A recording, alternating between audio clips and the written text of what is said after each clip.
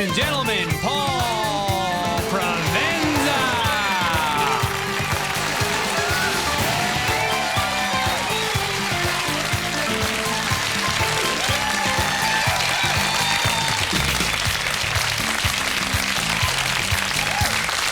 Thank you very much.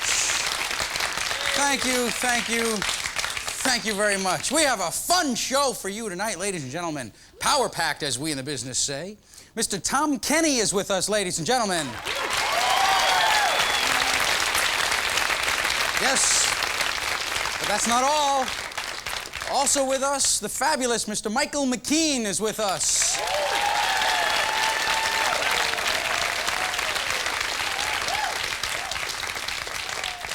And as always, hanging out there on the grassy knoll, our second gunman, Red Wolf, ladies and gentlemen. Thank you. Thank you very much. Thank you. I appreciate it. I appreciate it. Thank you. It's very nice. And of course, I have my... I see you brought your baby with you. A little baby. This is Money. Little Money. Money Wolf. His name is Little Money, yes. He's a cute little baby. The newest addition to the Wolf household. 6 weeks old. Well, he certainly is beautiful. Little baby. And I must say, Fred, that you are a terrific father. Well, it's because I cherish this child. And I don't blame you. Right. Hey, folks.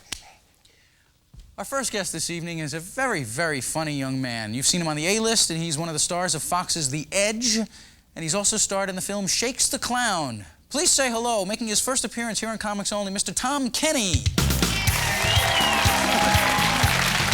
Tom. How you doing? All right. Welcome. Thank you. You're looking darn natty. Thank you, and so are you. And at any given moment, you could just all of a sudden cut a country album, and that's nice to know. I don't know what this is. I'm sure it's something endangered and very rare. So, unfortunately, the spotted owlhide boots couldn't be ready in time for this show, but they're working on them. Hey, before we go any further, let me tell you, I thought you were terrific in Shakes the Clown. And if you haven't seen it, go to your video store and rent it. It's a terrific movie, and you were terrific in it. Thanks. Yeah. Really. How many people have seen it? 3. Great. Okay. Good. Perfect. Not an easy role. Kind of a stretch for you. Kind of a stretch. Playing a psycho killer. Psycho-killing clown. That was the hardest part. Like, I mean, I don't want to be like one of these Joe celebrity non-drug types, but I had to do coke in the movie, and I had never done coke in my life. I mean, this is all natural. Like, if I did coke, I would just buzz around the room like a balloon. You would just burst into flame. Yeah. So I had to chalk up cocaine and and I was doing it wrong. Like, all these Teamsters were going, man, that's not right. What kind of a nerd are you? Did you ever do coke? Sorry, I never made the Teamster bucks. I can never afford it, you know? Isn't it nice to have your friends and family see you and go, boy, I had no idea you were so into it that you knew how that would go. Well, it's just out on video, you know? It's finally finding its dirtbag audience on video, you know? Yeah, I have people coming up to me, man, that is the best movie since Frankenhooker, dude. I'm not kidding. I love Frankenhooker, but I love Shakes the Clown even more. Duh. Well, now you're doing television. Yeah, on The Edge. Yeah, how's a that show going? called The Edge for Fox. It's good. It's fun. It's definitely mean-spirited and fast and hard. Sounds like I'm describing a Metallica concert. But, yeah, it's definitely fun. Julie Brown's in it, and not downtown Julie Brown, but the other Julie Brown. West Coast Julie Brown. The Midtown Julie Brown. Right. Exactly.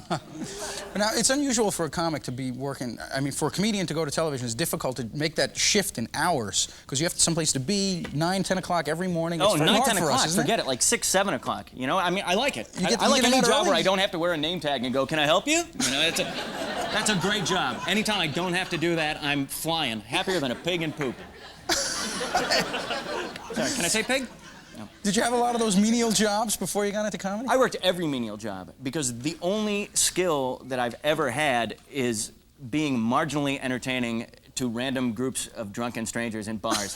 You know, for what it is, that's my skill. Pathetic, I know, but yeah, it's just my first job ever.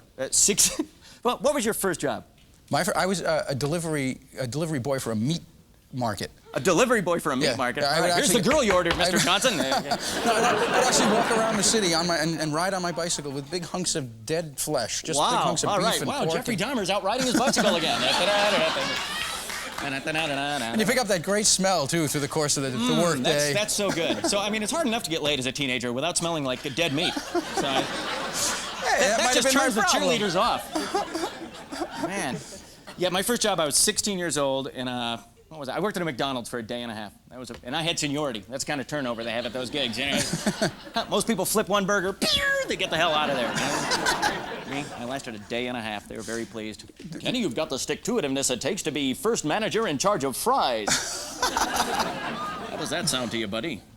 That actually seems like hard work. I mean, they're busy back there. Well, there's nothing worse to bum you out for the week like a McDonald's manager who's on a power trip. You know, I can't explain how weird. Just having like some uptight guy in your face. Oh, Tom, let's quit fooling around. Let's not forget who wears the red paper hat in this operation, huh? There's definitely a hat-related pecking order here at McD's. Yeah, yours is blue, mine is red, therefore you suck, peon. Get to work, you know? It's his little domain. It's his little domain, and that's why I only lasted a day and a half. This guy, to me, you probably ran into this on day jobs that you worked, but when everybody else takes their job way more serious than you can't help but like just be cracking up all the time. It's like cutting the cheese in church, you know what I mean? You're not supposed to do it. And they all think you have an attitude problem, right? Yeah, I mean, and this guy, there's nothing more hilarious to me than somebody taking something really serious that you could give a flying about, you know what I mean? So that's why this like guy, uptight, sweating bullets, sweat pouring off of him, big purple vein on his head. You know, the shake machine is down. You know, we got the lunch crowd coming in 15 minutes. The shake machine is broken. What are we gonna do? Calm down, dude. You know, practice your Zen meditation. Om, om, om. Yeah, he was too impatient to deal with that. I guess it's Christian stuff. Om. Yeah, meditation. You say that a bazillion times a day. It's supposed to have a calming effect. Om. Would never have worked with this guy. Om, om, om. Oh, the shake machine is still down. His head blew up. We've lost him. Once a cranium blows, you got a flatliner. No doubt about it. And of course, if that happened there, you heard that, woo, everybody just would go, hey, the fries are up. New batch of pies. What was your first break in show business? Do you remember? Let's see. My first break in show. Well, it was another weird like teenage summer job where I worked for an entire summer on the midway of the New York State Fair, which is in my hometown of Syracuse, New York. Thank you. All right. Hey, Syracuse. We saw it on the map. Thanks, Rand McNally. And I was a monster in the haunted house. In the haunted house? That was my job. It was one of those walkthrough type... With the rubber mask and the whole thing? Exactly, exactly. But you would be a different monster every day. So you would have to come in and wear some sweaty, drool-filled mask that some other guy had worn the day before. It was one of those walkthrough haunted houses, not very busy. Like once every 20 minutes, some macho guy and his girlfriend would walk through the haunted house. You know, I'd have to jump out of my cubicle and scare them. Hey, he'd punch me in the face, back to the cubicle for another 20 minutes and do it again. Most pathetic Frankenstein you've ever seen. I think because I had to wear my glasses on the outside of the mask. Maybe that was part of it. Maybe. Not really too terrifying. Oh, Frankenstein's got astigmatism. I'm shaking. Back, you know. You'd think if some guy was sewing a guy together from parts, he would have gotten good eyes. Yeah, exactly. Well, you beggars can't be choosers, I guess. When did you start stand-up? Let's see. I started sort of in high school, like did like some open mics and stuff, such as they were around Syracuse. Open mics being opening for a punk band, you know what I mean? Yeah, the gigs nobody else wants. Yeah, I opened for the Plasmatics, you know. Ow, that must have been a hell of a crowd. That was so bizarre. Do you remember them, kids, the Plasmatics? Punk rock was a thing that happened in the 70s, a long time ago in a galaxy far, far away. Like an old high school movie. In the 70s. Yeah, right. The punk rock movement reinvigorated popular music.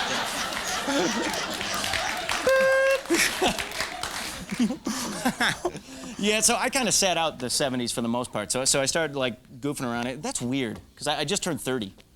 Which is so, the stuff that I hated about the 70s is now cutesy nostalgia. Oh, no. Isn't that weird? Isn't that weird? Like, stuff that made my life miserable is now back in my face. You know, watching TV at 3 in the morning, those like Ted Turner's Superstation of the bad songs of the 70s are back. Everybody was kung fu fighting. Oh, no, get out. We had joy, we had fun, we had seasons in the sun. That's how I know I've been on the road too long. Sitting there in some lonely hotel room with like a beer in one hand and my MasterCard in the other going, Muskrat Love, I've got to get this record. This is really good. Tom Kenny, we'll be right back with more. Don't go away.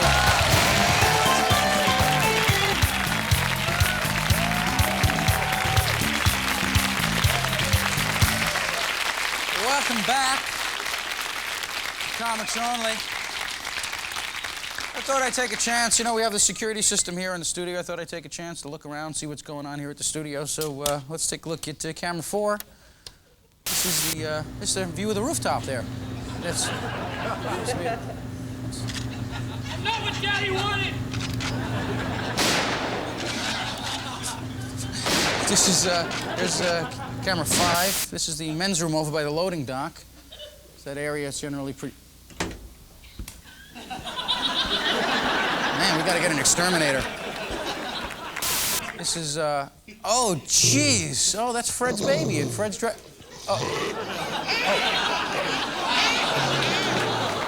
oh man.